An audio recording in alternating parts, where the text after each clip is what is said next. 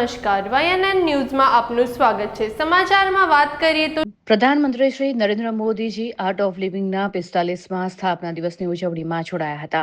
Art of લિવિંગના Bangalore આશ્રમમાં ધ્યાન મંદિરનું ઉદ્ઘાટન કરવામાં આવ્યું। આ સાથે જ વિવિધ દેશવ્યાપી સેવા પહેલનો પણ પ્રારંભ કરવામાં આવ્યો। Art of living international centre ઐતિહાસિક ક્ષણોનો સાક્ષી બન્યું છે। ભારતના માનનીય પ્રધાનમંત્રી નરેન્દ્ર મોદીજી ગુરુદેવ શ્રી શ્રી રવિશંકરજી સાથે આર્ટ ઓફ લિવિંગના 45 વર્ષ અને ગુરુદેવ શ્રી શ્રી રવિશંકરજીના 70મા જન્મદિવસની ઉજવણીમાં જોડાયા હતા। તો પ્રધાનમંત્રીએ આર્ટ ઓફ લિવિંગના બેંગલુરુ ખાતેના આંતરરાષ્ટ્રીય સેન્ટર પર વિશ્વના સૌથી વિશાળ ધ્યાન સમુદાયોમાંના એકનું પ્રતિનિધિત્વ કરતા ભવ્ય ધ્યાન મંદિરનું લોકાર્પણ કર્યું હતું। આ વિશેષ ધ્યાન કેન્દ્ર વિશ્વભરના લાખો સાધકોને સામૂહિક ધ્યાન અને મંત્રોચ્ચાર દ્વારા આંતરિક શાંતિ અને નીરવતા અનુભવવાની તક આપશે। એક હળવી ક્ષણ દરમિયાન પ્રધાનમંત્રીએ ગુરુદેવને સંબોધતા કહ્યું, મેં આપકા હી હું ઓર જહાં હું વહી ભી આપકી વજહ સે હું। આપનો છું અને આજે જ્યાં છું તે પણ આપને કારણે છું, જેના પર ઉપસ્થિત જનમેદની તાળીઓના ગડગડાટથી સ્વાગત। મંત્રીશ્રીનું સ્વાગત કરતા ગુરુદેવ શ્રી શ્રી રવિશંકરજીએ છેલ્લા વર્ષોમાં ભારતે કરેલી પ્રગતિ અને વધેલા આત્મવિશ્વાસ અંગે ઉષ્માભેર સંબોધન કર્યું હતું। ગુરુદેવે કહ્યું કે તમે દેશમાં અને વિશ્વમાં શાંતિ સ્થાપિત કરવા માટે મહત્વપૂર્ણ પગલાં લીધા છે। આજે ભારત માતા અને ભારતના લોકો ગૌરવ સાથે આગળ વધી રહ્યા છે, કારણ કે તમે ભારતને નવી ઊંચાઈએ પહોંચાડ્યું છે। તેમણે વધુમાં ઉમેર્યું કે એક સમયે વિદેશોમાં માનવામાં આવતું હતું કે ભારત આ રીતે આગળ વધી શકશે નહીં, પરંતુ તમે બધાને જ ખોટા સાબિત કરી દીધા છે। 10 વર્ષથી પણ ઓછા સમયમાં તમે ભારતને માંગનાર દેશમાંથી આપનાર દેશ બનાવ્યો છે।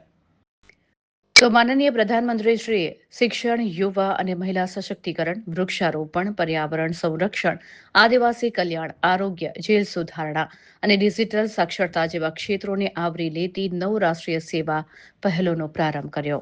આર્ટ ઓફ લિવિંગના મિશન ગ્રીન અર્થ હેઠળ છેલ્લા એક વર્ષમાં 19 રાજ્યો અને 121 જિલ્લાઓમાં 90 લાખથી વધુ વૃક્ષો વાવવામાં આવ્યા છે। હવે 45 લાખ મોરિંગા છોડ અને 17,500 પંચવટી સમૂહો વાવવાનો સંકલ્પ કરવામાં આવ્યો છે। મહિનાભર ચાલનારી આ ઉજવણીમાં 182 દેશોમાંથી 1 લાખથી વધુ લોકો ઉપસ્થિત રહ્યા। તેમાં કેન્દ્રીય મંત્રીઓ, રાજ્યપાલો, સાંસદો, ઉદ્યોગપતિઓ, વહીવટી અધિકારીઓ, ખેડૂતો, જેલ સુધારણા કાર્યક્રમથી પરિવર્તિત થયેલા પૂર્વ કેદીઓ તથા આંતરરાષ્ટ્રીય પ્રતિનિધિઓનો સમાવેશ થયો હતો। ત્યારે આ કાર્યક્રમ એક શક્તિશાળી સંદેશ લઈને આવ્યો હતો। શાંત મન, કરુણાસભર સમાજ અને સ્વસ્થ પૃથ્વીનું સ્વપ્ન માત્ર શક્ય જ નહીં, પરંતુ સાકાર થઈ રહ્યું છે। ત્યારે માનનીય પ્રધાનમંત્રી અને ગુરુદેવ શ્રી શ્રી રવિશંકરજી વચ્ચેની આ આત્મીય મુલાકાતે હળવાશ, ઉષ્મા અને સશક્ત ભારત નિર્માણનો સંકલ્પ વ્યક્ત કર્યો। ಎಲ್ಲರಿಗೂ ನಮಸ್ಕಾರ।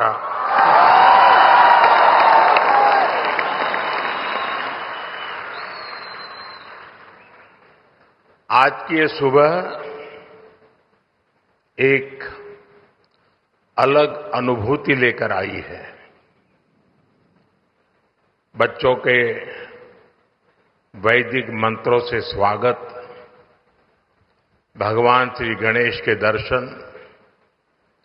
श्री श्री रविशंकर जी के 70 वर्ष और आर्ट ऑफ लिविंग के 45 वर्ष, ये ऐसे पल हैं जो हमेशा मेरी स्मृतियों में रहेंगे। दिव्य और भव्य ध्यान मंदिर का लोकार्पण हुआ है। जब संकल्प स्पष्ट हो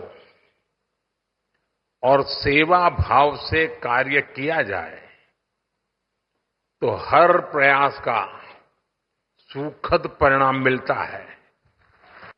मुझे विश्वास है कि आज जिस ध्यान मंदिर का उद्घाटन हुआ है, वो आने वाली अनेक पीढ़ियों को, हजारों लोगों के लिए शांति और उपचार का केंद्र बनेगा। योग, ध्यान, प्राणायाम भारत के संस्कारों का अभिन्न हिस्सा रहे हैं। श्री श्री रविशंकर जी ने 45 वर्ष पहले आर्ट ऑफ लिविंग के रूप में एक बीज बोया था। आज वो एक विशाल वटवृक्ष के रूप में हमारे सामने है। Subscribe now and press the bell icon. Never miss an update.